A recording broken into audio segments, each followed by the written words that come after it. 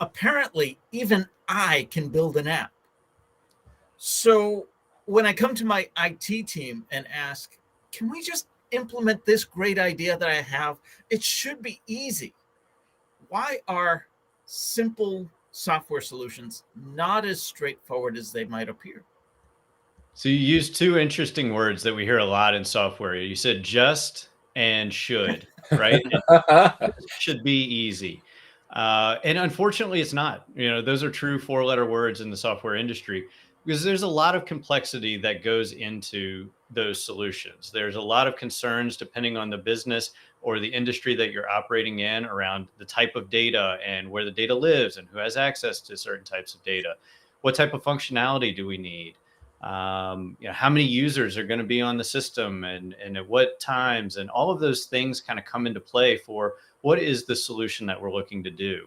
And I think a lot of businesses struggle from that same sort of thing. I've certainly been in organizations where the IT team would say, oh, well, that's going to take 6 months for us to even have time to consider um, how long it's going to take. And it's a real challenge. And so what we see a lot of times is other members in the organization will build software solutions, typically on Excel, or for those of us that remember, Microsoft Access and some of those platforms. It's really, really interesting how those tend to evolve. Access wasn't Access Joining us a little bit late to the party. We have Tim Sorry, I'm late. jumping in. Tim, good morning and welcome. Hi, Brian. How you doing? No worries. Great, Tim. Good morning. Good morning. So wasn't Access the tool that you used when Excel ran out of space?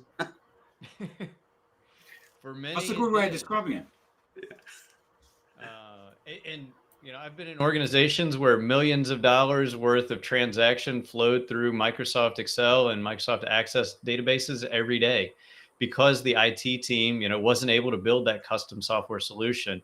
And I think for me, I see that as really the precursor to a lot of the low code and no code tools that we have today, right? A lot of us became Excel wizards as part of our day job. And that kind of gave us that superpower to be able to create software. And really, that's a lot of what I do day to day. I just have maybe some different tools with different names that have different capabilities.